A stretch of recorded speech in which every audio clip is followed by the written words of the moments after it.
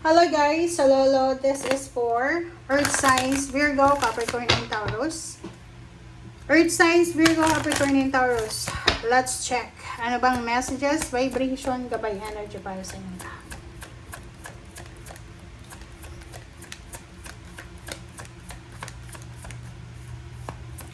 Okay, Earth Signs, Capricorn, Taurus, and Virgo. Okay. Adjudication. Number 30, Earth Signs, Virgo, Capricorn, and Taurus. Couple. Couple na Taurus, couple na Capricorn or Virgo. Sinasabi ng baraha sa'yo na posibleng isang shotgun wedding ang mangyayari. Isang wedding ang posibleng mangyari because of unexpected pregnancy. Isang divorce, annulment, or separation. Legal separation ang posibleng mangyari. Isang kaso ang posibleng involved ka. Pwedeng ikaw ay inihabla. Parang ganun. Or ikaw ay nakapagdesisyon na kasuhan yung isang tao. Parang ganun. Another is there's a contract signing na pwedeng mangyari. Pwedeng mayroong mga dokumento, papeles na kailangan kang ayusin. Pwedeng sa loob ng negosyo to, negosyo or trabaho, posibleng ikaw na-scam ka ng company sa pinagtatrabahuan mo, or sa negosyo naman, pwedeng naloko ka ng ka-partner mo, ka-partner mo, so nakikita natin na may involvement dito na judge, police, or kung sino man siya.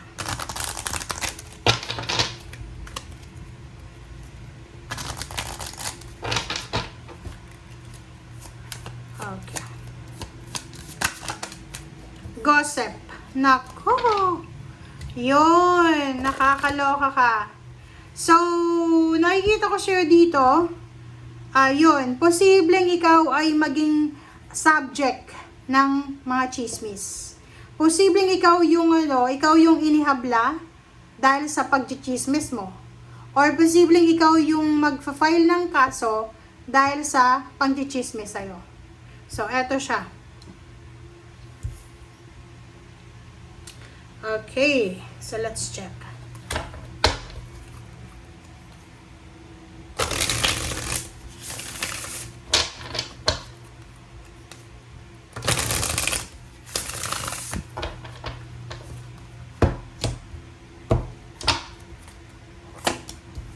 Okay. So, there's a 9 of Wands. Nakikita ko sa'yo dito, there's a Virgo, Capricorn, and Taurus na sobra-sobra kayong pagod na sa pag-aantay ng pera. Pwedeng ito yung sweldo nyo, or pwedeng ito yung pangarap nyo sa buhay. Pwedeng trinabaho mo na siya, pero hindi pa binibigay sa'yo yung salary mo, or pwedeng back pay, or ano ba. This is Capricorn. Nako, Capricorn. Capricorn, kailangan mong magpahinga. Mag-iingat ka, Capricorn, ha. May mga Capricorn dito na siguro nasobrahan ka sa trabaho, or kung ano man yan, pwedeng involved ka sa chismis. I hope na hindi ka involved. Kasi posibleng magpahinga ka kasi pwedeng magkaroon ka ng health issues, or pwedeng ma-involve ka sa kaso. Kasi kailangan mo ditong maging aware.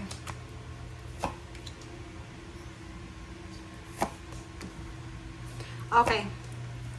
So, ito naman, isang water sign, Pisces, Scorpion, Cancer, ang posibleng makakatulong sa'yo. Earth signs, Virgo, Capricorn, and Taurus, para maging balanse yung pera nyo. So, ano ba yung ibig sabihin yan? Sinasabi ng baraha sa'yo dito na may mag-o-offer sa'yo ng pera, or pwedeng may mag-o-offer sa'yo ng tulong, financial, or emotional support. Yung iba naman sa'yo dito, sinasabi ng baraha sa'yo dito na possible kayo na makatanggap ng promotion, makatanggap kayo ng like lump sum of money, pero yung iba nag-aantay. Pero dito yung iba, matatanggap nyo na, marireceive nyo na to sa 2 days na to. Pwedeng isang okasyon ang posibleng mangyari. So, there's a parang awarding ceremony. Okay. This is your Wow! So, nakikita ko sa'yo dito na in the near future, sobra-sobrang magiging kalmado yung takbo ng buhay mo. Siguro sa ngayon, hindi mo pa masyadong kontrolado yung sitwasyon, lalo na yung love life mo, yung family life, or yung pera. But sinasabi ng bara sa'yo dito na in the near future, sobrang magiging stable and secured yung emotion mo, yung finances mo, yung spiritual mo. Justice, contract signing, documents, papers, or karma. So, whatever man na talagang meron ditong justice, merong judge talagang involved.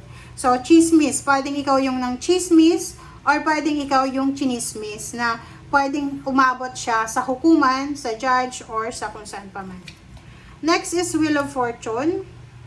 So, yung Wheel of Fortune dito, this is all about the changes. So, sinasabi ng bara sa'yo dito na mayroong pagbabago na magaganap sa finances nyo.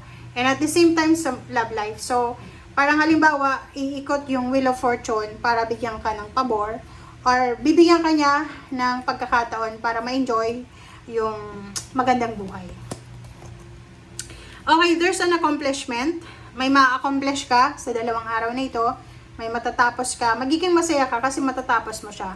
Like, halimbawa yung may utang ka, pwedeng makakabayad ka na bago matapos yung 2 araw.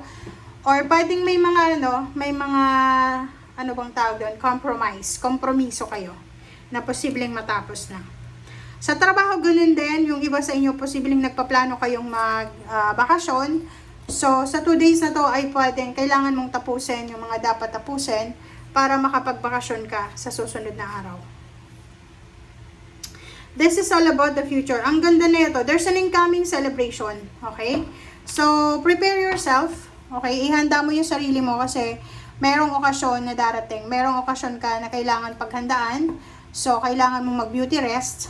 Kailangan mong magpaganda kasi there's an occasion na posibleng darating. Mag-iingat kayo. Mag-iingat kayo sa chismis. Mabilis to. Nakakaloka. Unexpected, 'di ba? Tingnan nyo, Kita nyo ba? Isang hindi inaasahan, napakabilis na balita, pangtatraidor, chismis, na pwedeng magbigay sa'yo ng pain and heartaches. Or posibleng ikaw to. Pwedeng ikaw, yung kwento mo, hindi mo alam or hindi ka aware na ito ay posibleng makasira sa mental health ng isang tao. Hindi mo alam na etong taong ito na kinikwento mo ay posibleng may sakit siya, like high blood pressure, elevated high blood pressure, or pwedeng meron siyang sakit sa puso, or whatever man. And siguro chinismis mo siya sa ibang tao, and then yung ibang tao na to, kinuwento doon sa taong yun. So, yun, nakasakit ka. Posibleng nakasakit ka, na pwedeng ang pakiramdam niya, trinaidor mo siya. And mabilis to. So, mag-iingat ka dyan. Okay? Thank you guys. Bye!